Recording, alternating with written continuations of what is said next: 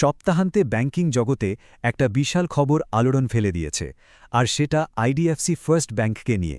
চলুন এই চাঞ্চল্যকর বিষয়টার গভীরে গিয়ে দেখা যাক ঠিক কি ঘটেছে। যে সংখ্যাটা নিয়ে সব জায়গায় আলোচনা সেটা হলো ৫৯০ কোটি টাকা। হ্যাঁ, একেবারে ঠিকই শুনছেন। এই বিশাল অঙ্কটাই বুঝিয়ে দিচ্ছে সংকটটা ঠিক কতটা বড়। কিন্তু এই ৫৯০ কোটি টাকা আসলে ঠিক কতটা?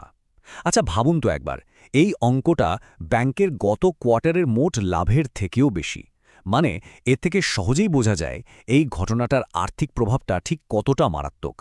তো চলুন এই আর্থিক প্রভাবের ব্যাপারটা আরেকটু গভীরে গিয়ে দেখা যাক, মানে কিভাবে একটা ঘটনা একটা ব্যাংকের পুরো কোয়ার্টারের লাভকে ছাপিয়ে যেতে পারে।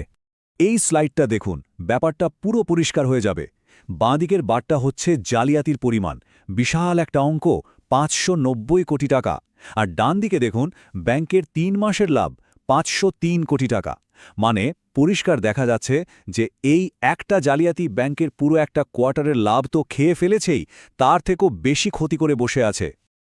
আচ্ছা, টাকার অঙ্কটা তো বোঝা গেল, কিন্তু এবার আসল প্রশ্ন দুটো হলো, এই জালিয়াতিটা হলো কিভাবে, আর এর পেছনে কারা আছে? ব্যাপারটা প্রথম সামনে আসে যখন হরিয়ানা সরকার তাদের অ্যাকাউন্ট বন্ধ করার জন্য ব্যাংকের সাথে যোগাযোগ করে। তখনই দেখা যায় সরকারের খাতায় যে হিসাব আর ব্যাংকের খাতায় যে ব্যালেন্স, দুটোর মধ্যে বিশাল ফারাক। তবে এখানে একটা ভালো খবর হলো, এই সমস্যাটা কিন্তু শুধুমাত্র চণ্ডীগড় ব্রাঞ্চের কিছু সরকারি অ্যাকাউন্টের মধ্যেই সীমাবদ্ধ। খুচরো গ্রাহক যারা আছেন তাদের উপরের কোনো প্রভাব পড়েনি, এটা ব্যাংক পরিষ্কার জানিয়েছে। কিন্তু তদন্তে যা জানা গেছে সেটা আরও চিন্তার বিষয়। অভিযোগটা হলো ব্যাংকের ভেতরকারী ৪ জন কর্মী বাইরের লোকের সাথে হাত মিলিয়ে এই কাজটা করেছে। তাদের সাসপেন্ড করা হয়েছে।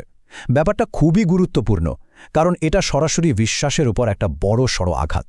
তো এই খবরটা সামনে আসার পর কি হলো? বাজারে সরকার মহলের এর প্রভাবটা ঠিক কেমন ছিল চলুন দেখি। এই টেবিলটা দেখুন, ৩টে বড় প্রভাব স্পষ্ট। প্রথমটা শেয়ার বাজারে। সোমবারই ব্যাংকের শেয়ারের দাম ২০% পড়ে যায়, আর সাথে সাথে লোয়ার সার্কিটে হিট করে, মানে লেনদেন বন্ধ। এরপর হরিয়ানা সরকারও খুব কড়া একটা পদক্ষেপ নিয়েছে। তারা আইডিএফসি ফার্স্ট ব্যাংকে রাজ্যের সমস্ত সরকারি কাজ থেকে বাদ দিয়ে দিয়েছে। আর সবশেষে ভারতের কেন্দ্রীয় ব্যাংক মানে আরবিআই পুরো বিষয়টার ওপর কড়া নজর রাখছে। তবে এত সব খারাপ খবরের মধ্যেও আরবিআই গভর্নরের একটা কথা কিন্তু বাজারে কিছুটা স্বস্তি এনেছে। তিনি বলেছেন যে এটা একটা বিচ্ছিন্ন ঘটনা, আর এর জন্য দেশের গোটা ব্যাংকিং সিস্টেমের ওপর কোনো বড় ঝুঁকি নেই। এটা অবশ্যই একটা গুরুত্বপূর্ণ আশ্বাস।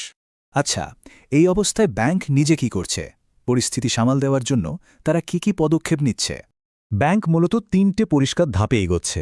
প্রথমত, কেপিএমজির মতো একটা বড় স্বাধীন সংস্থাকে ফরেন্সিক অডিটের দায়িত্ব দেওয়া হয়েছে, মানে তারা তন্ন করে খুঁজবে যে ঠিক কি হয়েছে। দ্বিতীয়ত, পুলিশের কাছে একটা এফআইআর বা ফৌজদারি অভিযোগ দায়ের করা হয়েছে। আর ৩ নম্বর, যে অ্যাকাউন্টগুলোতে এই জালিয়াতির টাকা গেছে সেই টাকাগুলো যাতে তোলা না যায় তার জন্য অন্য ব্যাংকগুলোকে রিকল রিকোয়েস্ট পাঠানো হয়েছে, মানে টাকাটা আটকে রাখার অনুরোধ। সবশেষে একটা প্রশ্ন কিন্তু থেকেই যায়, আর এই প্রশ্নটা কিন্তু টাকার অঙ্কের থেকে অনেক বড়। আর্থিক ক্ষতি যা হয়েছে সেটা হয়তো ব্যাংক সময়ের সাথে সাথে সামলে নেবে, কিন্তু প্রশ্নটা হলো বিশ্বাস নিয়ে। যখন একটা ব্যাংকের ভেতর থেকেই বিশ্বাসের ভিতটা এমনভাবে নড়ে যায়, তখন সেই বিশ্বাস কি আর আগের মতো করে পুরোপুরি ফিরিয়ে আনা যায়? এটাই হয়তো এই পুরো ঘটনার সবচেয়ে বড় চ্যালেঞ্জ হয়ে দাঁড়াবে।